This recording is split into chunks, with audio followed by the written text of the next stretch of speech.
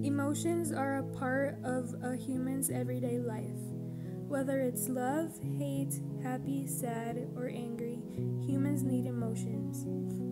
Emotions are a part of humans' everyday life. It's the most important part of human nature. Human nature wouldn't be complete if emotions didn't exist. Okay, can I just say something crazy? I love crazy. All my life has been a series of doors in my face, and then suddenly I bump into you. I was thinking the same thing, because I've been searching my whole life to find my own place. And maybe it's the party talking or the chocolate fondue. But with you, I found my place. I see your face, and it's nothing like I've ever known before.